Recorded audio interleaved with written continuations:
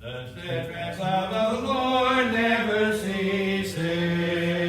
His mercies never come to an end. They are new every morning. Great is thy faithfulness. The Lord is my portion, says my soul.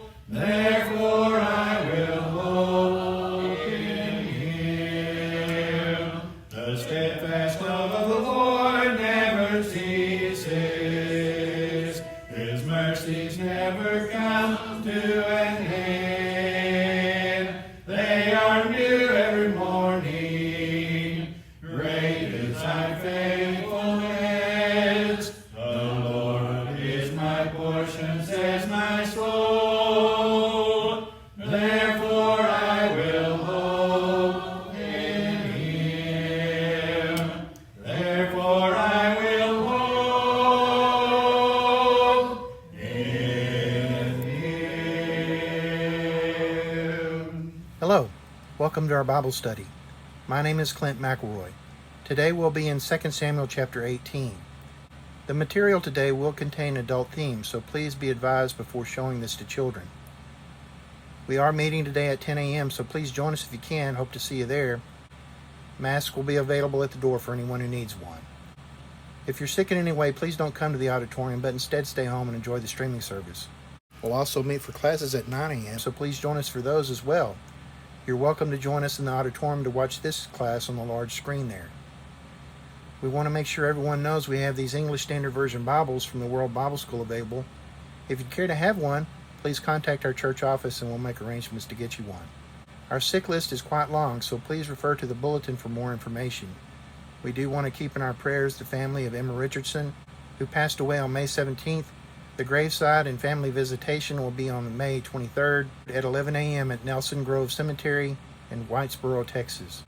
We want to keep in our prayers Jackson Jones, the son of Brian Jones and grandson of Corey and Julie Jones, who is recovering from a head injury. We also want to keep in our prayers Elaine Eisenberger, Rosie Coyle's sister, who has been diagnosed with breast cancer and is having surgery on May 23rd. We want to remember Brandy Krim, who is having surgery at Baylor Dallas on May 24th at 8 a.m. We want to remember Aline Kelly, who is recovering from some complications of a surgery she had. We want to remember Sherry Cratcha, Betty Hart, Joy McElroy, Charles and Karen Brazil, Kent Gauntly, Jeanette and Ron Inman, Don Jones, Marianne Kinsey, Donnie Glenn Dixon, and my friend David Garza. As is our custom, we want to remember the story of the two men on the road to Emmaus who were joined by a third man on the way. When they got to Emmaus, that third man revealed himself to be Jesus. Then he left their company. The two men realized that while he'd been with them on the journey, there had been a burning in their hearts. It's that burning that they had in their hearts that we hope to kindle in our own hearts as we draw closer to the Lord through a study of His Word. We also want to remember the admonitions of Leviticus chapter 19, to be holy for the Lord our God is holy. And we should remember the admonitions of the stories of Rehoboam, Jeroboam, and the prophet that came to Jeroboam. There was a judgment upon Solomon, and the kingdom was split. And it was split because Rehoboam, the new king, decided to follow the advice of young, inexperienced advisors rather than the advice of older men. It resulted in the division of the kingdom. Jeroboam had been told by God while Solomon was still king that he would take over part of the kingdom when Solomon passed, and that if he did well, he would be blessed as David had been blessed. He lived out the rest of Solomon's life in exile in Egypt, and when Solomon passed, he came back and took over the northern tribes that had split away from Rehoboam. Now, upon taking over, he did not do what the Lord had advised. Instead, he built high places in the mountains and created false gods and put them there and told the people that these were the gods that led them out of Egypt. And he set up a false priesthood and told the people that they should worship God and make sacrifice in the mountains. And this false priesthood supported that activity. This was an abomination before the Lord. It did not end with Jeroboam. It remained a problem for all the kings after Jeroboam in Israel.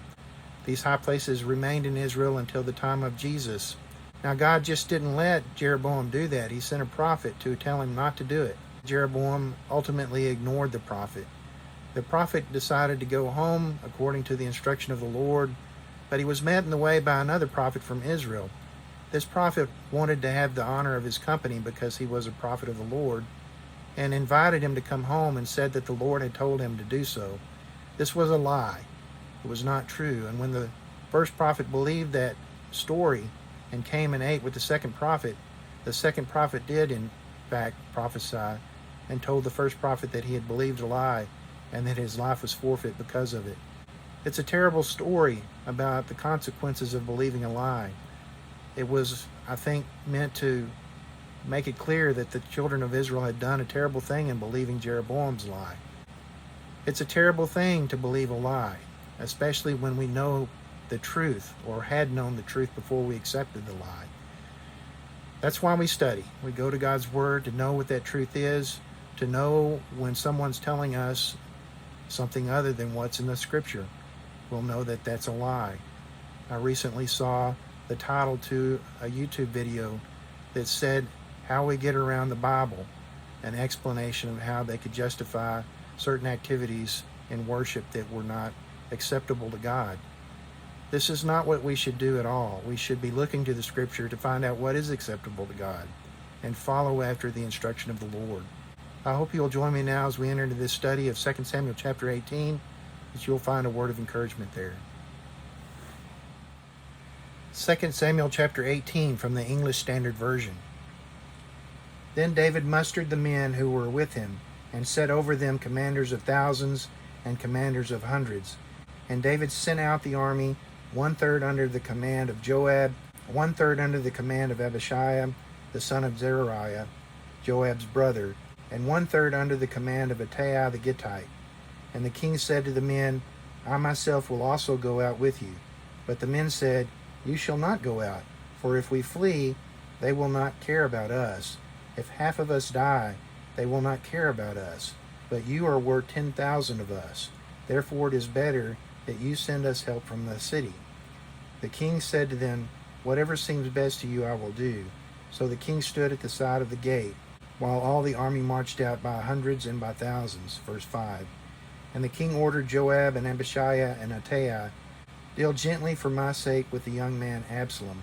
And all the people heard when the king gave orders to all the commanders about Absalom. Verse 6. So the army went out into the field against Israel, and the battle was fought in the forest of Ephraim. And the men of Israel were defeated there by the servants of David. And the loss there was great on that day, 20,000 men. Verse 8. The battle spread over the face of all the country, and the forest devoured more people that day than the sword. Verse 9. And Absalom happened to meet the servants of David. Absalom was riding on his mule, and the mule went under the thick branches of a great oak, and his head caught fast in the oak, and he was suspended between heaven and earth, while the mule that was under him went on. And a certain man saw it, and told Joab, Behold, I saw Absalom hanging in an oak. Joab said to the man who told him, What? You saw him? Why then did you not strike him there to the ground? I would have been glad to give you 10 pieces of silver and a belt. But the man said to Joab, Even if I felt in my hand the weight of 1,000 pieces of silver, I would not reach out my hand against the king's son. For in our hearing the king commanded you and Abishai and Ittai, For my sake protect the young man Absalom. On the other hand, if I had dealt treacherously against his life, and there is nothing hidden from the king, then you yourself would have stood aloof. Joab said, I will not waste time like this with you. And he took 3 javelins in his hand and thrust them into the heart of Absalom while he was still alive in the oak. And 10 young men, Joab's armor-bearers, surrounded Absalom and struck him and killed him. Verse 16. Then Joab blew the trumpet, and the troops came back from pursuing Israel, for Joab restrained them. And they took Absalom and threw him into a great pit in the forest, and raised over him a very great heap of stones. And all Israel fled, every one to his own home. Now Absalom in his lifetime had taken and set up for himself the pillar that is in the king's valley, for he said, I have no son to keep my name in remembrance. He called the pillar after his own name, and it is called Absalom's monument to this day. Verse 19.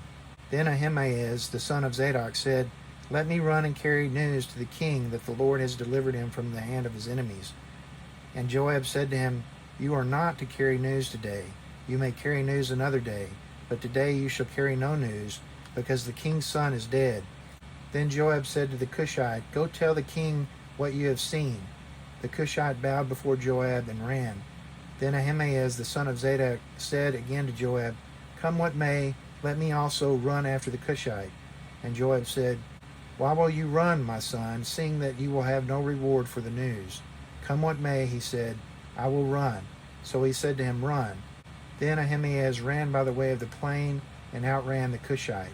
Verse 24. Now David was sitting between the two gates, and the watchman went up to the roof of the gate by the wall. And when he lifted up his eyes and looked, he saw a man running alone. The watchman called out and told the king. And the king said, If he is alone, there is news in his mouth. And he drew nearer and nearer. The watchman saw another man running, and the watchman called to the gate and said, See, another man running alone. The king said, He also brings news. The watchman said, I think the running of the first is like the running of Ahimaaz the son of Zadok. And the king said, He is a good man and comes with good news. Verse 28. Then Ahimaaz cried out to the king, All is well. And he bowed before the king with his face to the earth and said, Blessed be the Lord your God, who has delivered up the men who raised their hand against my lord the king. And the king said, Is it well with the young man Absalom? Ahimaaz answered, When Joab sent the king's servant, your servant, I saw a great commotion, but I do not know what it was. And the king said, Turn aside and stand here. So he turned aside and stood still. Verse 31. And behold, the Cushite came, and the Cushite said, Good news from my lord the king, for the Lord has delivered you this day from the hand of all who rose up against you. The king said to the Cushite, Is it well with the young man Absalom? And the Cushite answered, May the enemies of my lord the king and all who rise up against you for evil be like the young man. And the king was deeply moved, and went up to the chamber over the gate and wept. And as he went, he said, O my son Absalom, my son Absalom, would I had died instead of you, O Absalom, my son, my son. Okay, so last week we read out of chapter 17 how the end started for Absalom. We saw at the very beginning of chapter 17 Ahithophel's plan for Absalom. He said, Let me choose 12,000 men, and I will rise and pursue David tonight. I will come upon him while he is weary and discouraged, and throw him into a panic, and all the people who are with him will flee. I will strike down only the king, and I will bring all the people back to you as a bride comes home to her husband. You seek the life of only one man, and all the people will be at peace. And the advice seemed right in the eyes of Absalom and all the elders of Israel. Ahithophel's plan was to rush the tired and discouraged king, and in the panic that would ensue, he anticipated that all those men there who were supporting the king would flee, leaving the king alone, and then he would be able to kill only the king. This seemed right and appropriate to Absalom and the elders of Israel, but they called Hushai the Archite and said they wanted to hear his ideas. And Hushai said that this time the counsel that Ahithophel has given is not good. So he advised that the king's advisor had not given him appropriate advice. Then he made up this story. He said, You know that your father and his men are mighty men, and that they are enraged, like a bear robbed of her cubs in the field. Besides, your father is expert in war, and he will not spend the night with the people. But behold, he's even now hidden himself in one of the pits in some other place. And as soon as there is an attack, basically, anybody who dies, it will be you who take the responsibility of the death. You will be considered the one who lost out. I'm paraphrasing greatly here what has been said in the scripture. Then the people will fear the king and his men, because they know that he is a mighty man. Those who are with him are valiant men. But my counsel is that all Israel be gathered to you, from Dan to Beersheba, as the sand by the sea for multitude, and that you go to battle in person. So then will we come upon him in some place where he is to be found, and light upon him as the dew falls on the ground. And of him and all the men who are with him not one will be left. So his plan was to attack them all and kill them all. And if they flee and to some city will go with ropes and drag their wall into the valley, that not even one pebble be found there. So he was advising that they go after with all earnestness every one of David's supporters as well as David. And Absalom and all the men of Israel said, the counsel of Hushai the Archite is better than the counsel of Ahithophel. For the Lord had ordained to defeat the good counsel of Ahithophel, so that the Lord might bring harm to Absalom. So we see here at this very last verse, in verse 14, that Ahithophel's plan was the better plan by even the Lord's determination, and that this advice from Hushai was a bad plan, a plan that would not serve Absalom well. Then Hushai said to Zadok and Abiathar the priests, thus and so did Ahithophel counsel Absalom, and thus and so did I counsel. Now therefore send quickly and tell David. This was all part of David's plan of leaving Zadok and Abiathar the priests, as well as the Ark of the Covenant, in Jerusalem, even though he was going to abandon it himself. And so they sent out to Jonathan and Ahimaaz, who were waiting at Enrogel. A female servant went out to tell them. They were trying to hide this activity, but someone saw this happen and reported it back to Absalom. And Absalom sent men to pursue Jonathan and Ahimaaz. They caught up with Jonathan and Ahimaaz at Bahurim, the house of a man who had a well in his courtyard. And they jumped in the well, and a woman there took and spread over a covering and scattered grain on it, in verse 19. And when the servants of Absalom came seeking these two men, the woman said, they have gone over the brook of water. So these men went and tried to find them, but they couldn't find them, and went back to Jerusalem. After these men had gone, Jonathan and Ahimaaz come up out of the well and went and told David what they'd found out. When Ahithophel, in verse 23, sees that his counsel was not followed, he saddled his donkey and went off to his hometown. There he settled his own house and put it in order and hanged himself, and died and was buried in the tomb of his father. So Ahithophel, even when he was denied the opportunity to serve Absalom with this good advice, still understood that his plan was good. His plan was the one that would have worked for Absalom. And when he saw that Absalom had not taken that advice, and then his advice was considered less valuable than Hushai, and potentially he understood that Hushai was misleading Absalom, he saw that the end was written and that it was not going to come up good for him. So he went and hung himself. And it's hard to accept this because of the kind of a man that Ahithophel was apparently before he betrayed David, was one who spoke after the oracles of God. When he spoke, people considered it to be exactly God's word. So it was a terrible thing to see this happen. It's terrible in my opinion to see Ahithophel's end. A man who had apparently spoken the counsel of God. Even in this situation, he gave the advice that would have served Absalom to the best ends that Absalom could have sought. The advice we saw him give about the concubines was off, and it was more of a prophecy, in my opinion, of what was going to happen because of the judgment that God had directed against David. And again, when God directs a judgment, he is not saying that the thing that will happen in judgment is good. He is simply allowing evil consequences to follow an evil act. These things that happen in the lives of men, sin that happens because men are tempted of their own desires and yield to that temptation. And so in verse 24, David came to Mahanaim, and Absalom crossed the Jordan with all the men of Israel. And Absalom had set Amasa over the army instead of Joab. So we find out in chapter 18 that Joab is in fact with David. Amasa was the son of a man named Ithra the Ishmaelite, who had married Abigail, the daughter of Nahash, sister of Zeruiah, Joab's mother. So he was related by marriage to Joab. And Zeruiah is the mother of Joab and Abishai. And that is news to me. Somehow I'd missed that or forgotten it.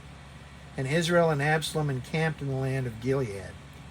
David came to Mahanaim Shobi the son of Nahash from Rabbah of the Ammonites, and Machir the son of Amiel from Lodabar, and Barzillai the Gideonite from Rogelim, brought beds, basins, earthen vessels, wheat, barley, flour, parched grain, beans, lentils, honey, curds, sheep, cheese, and cheese from the herd, for David and the people with him to eat.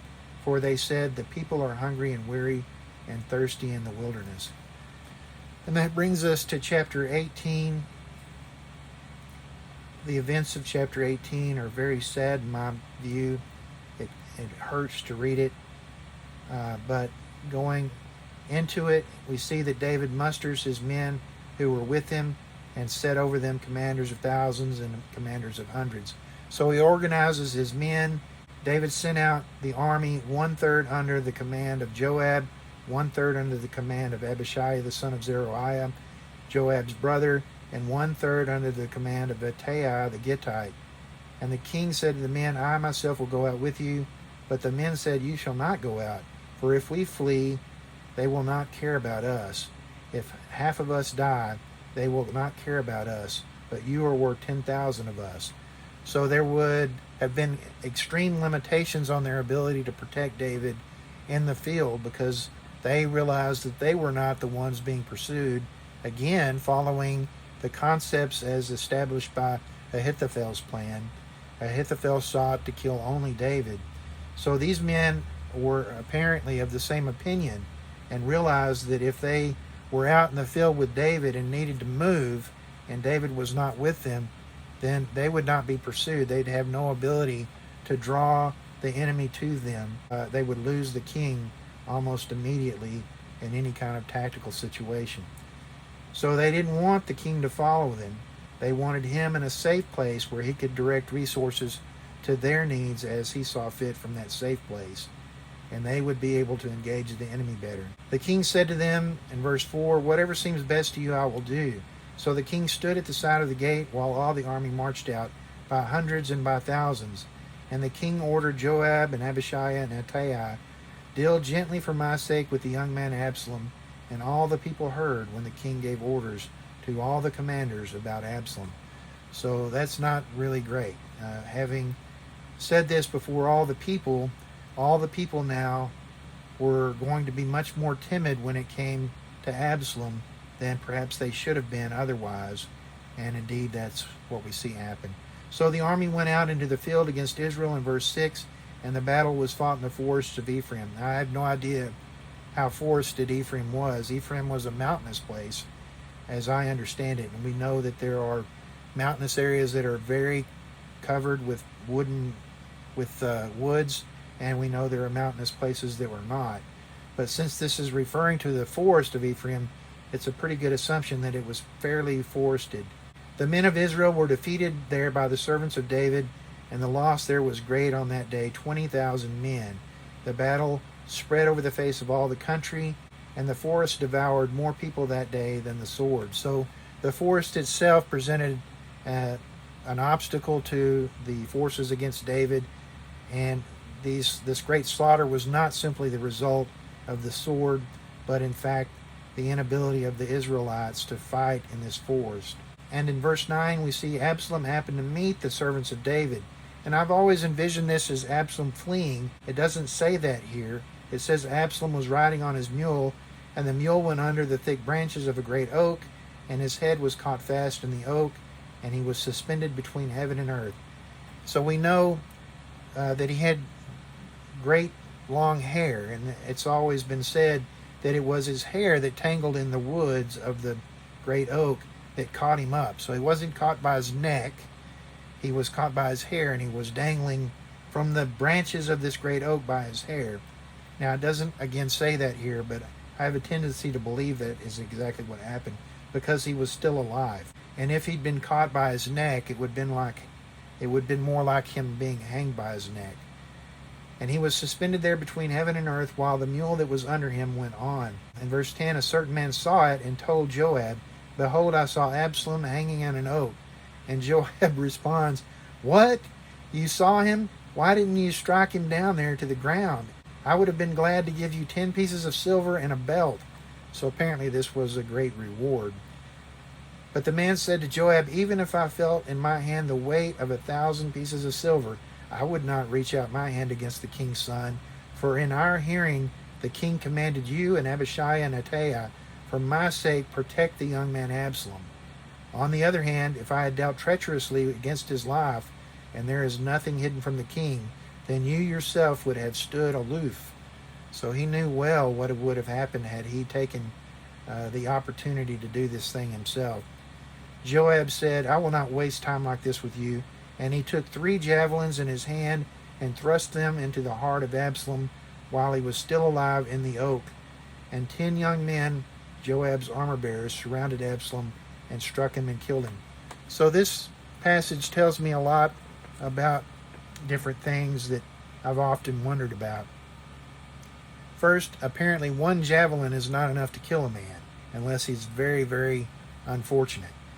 And here Absalom is hanging in a tree, and Joab takes 3 javelins, which must have been much smaller than I have always thought of a javelin as being, and he throws them, and he thrusts them. He doesn't throw them. He thrusts them with his own hand directly into the heart of Absalom, and apparently that was not even yet enough to kill Absalom.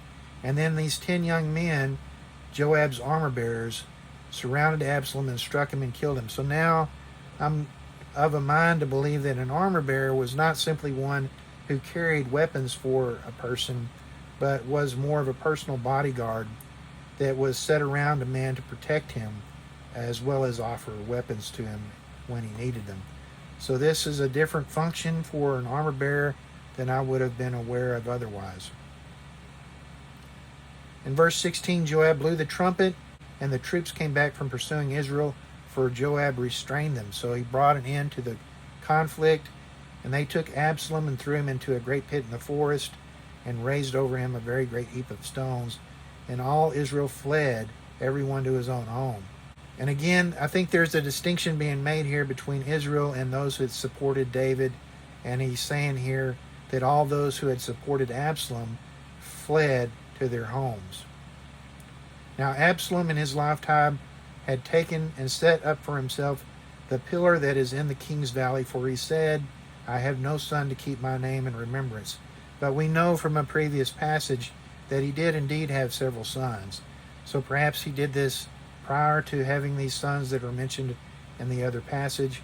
But at any rate, he did have a monument in the king's valley that he'd set up for himself. And it is still called Absalom's monument to the date of the writing of this passage.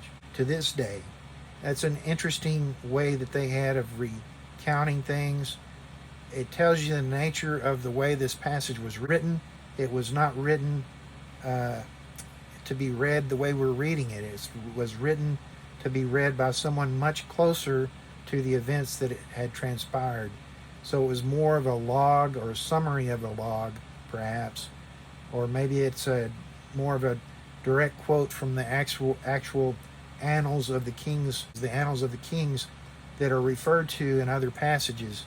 This is a much more detailed story than we get in other places.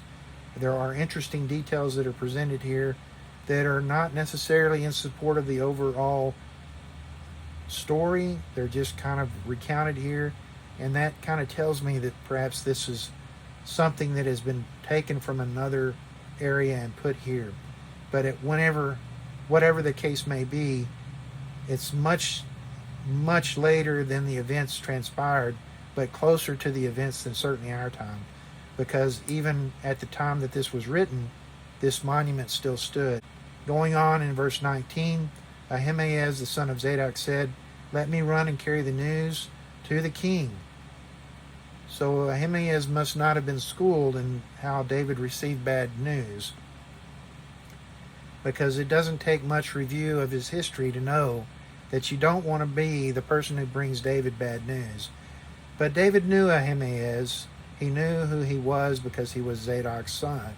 Joab knew this as well, and he didn't want him killed. So he advised him, you're not to carry news today. You may carry the news some other day. You are going to carry no news because the king's son is dead. And then he turns to the Cushite, and I would assume the Cushite was, because he's not identified by name, He must have been a slave or someone of very minor importance to Joab. And he says to the Cushite, go and tell the king. Then Ahimaaz again pursues Joab and says, please let me go. I want to go alongside the Cushite, indicating, I believe, that he would have let the Cushite bring the news, but he wanted to be there to see the king when he received the news, because he perceived it as good news. Joab said to him, why will you run, my son, seeing that you will have no reward for the news? Well, I believe Joab knew well that the danger was that he would have more than no reward. He might lose his life. Ahimaaz responds in verse 23, come what may, I will run. So he said to him, so Joab responds to him, run. And Ahimaaz ran by the way of the plain and outran the Cushite. So he intended to get there before the Cushite and tell David the news, which is indeed what happens. There's the story here of the watchman looking and seeing the man run, then seeing the second man far behind, and realizing that the first man ran like Ahimaaz, identified who he was by the way that he ran. Each individual carries themselves in such a unique way that they can often be easily identified simply by the way they move. My son once told me that he saw his shadow one day as he was walking, and it startled him because he thought that it was me, and he saw the way he moved was similar to the way that I moved, and he perceived that the shadow was my shadow. And that's interesting that Ahimaaz carried himself in such an unusual way that he could be identified so easily. But again, the lookouts were trained for this purpose as well. The king said, he is a good man and comes with good news. Then Ahimaaz cried out to the king in verse 28, all is well. And he bowed before the king with his face to the earth and said, blessed be the Lord your God, who has delivered up the men who raised their hand against my lord the king. And the king said, is it well with the young man Absalom? Ahimaaz answered, when Joab sent the king's servant, your servant, I saw a great commotion, but I do not know what it was. And I don't think that was truthful, but it was probably wise. And the king said, turn aside and stand here. So he turned aside and stood still. And behold, the Cushite came. And the Cushite said, good news for my lord the king, for the Lord has delivered you this day from the hand of all who rose up against you. The king said to the Cushite, is it well with the young man Absalom? And the Cushite answered, may the enemies of my lord the king and all who rise up against you for evil be like the young man. And the king was deeply moved, and went up to the chamber over the gate and wept. And as he went, he said, O my son Absalom, my son Absalom, would I had died instead of you, O Absalom, my son, my son. It's very moving, it's very touching, it's very sad. It's a very different reaction that David had to the death of Absalom than he had to the death of that first child with Bathsheba. He knew Absalom in a way that he did not know that first child of Bathsheba, so certainly while they are different, it's understandable. We're going to read more about this reaction next week in chapter 19, but it is such a sad, sad thing, such a sad end. These terrible things that came upon David, the consequences they had in his family, to men who had not committed the same sin as David, who committed our own set of sins, but who did these things as part of the judgment that God had made against David for his own sin against God with Bathsheba. Certainly a dire warning about what sin can do to us. I hope you found a word of encouragement in this lesson today. Certainly it's not over. We have several more chapters before this passage is truly done with, and it is not yet as over as I would like it to be, because it is still terrible. Emma Richardson passed. I'm happy that she's gone to be with the Lord. I'm happy that she's gone on to her reward. My prayers go out to her family at her loss. I got to see her shortly before she went into the hospital the last time. Spent a few moments with her. Her time was spent reminiscing about her life with her husband and her sons, her family.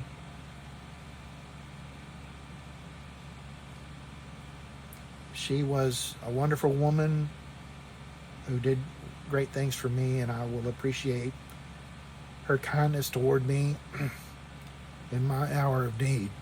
I look forward to the day when we can see each other again. We will be meeting today at 10 a.m., so please join us if you can. Hope to see you there. If you're sick in any way, please don't come to the auditorium, but instead stay home and enjoy the streaming service. God bless. Have a great week.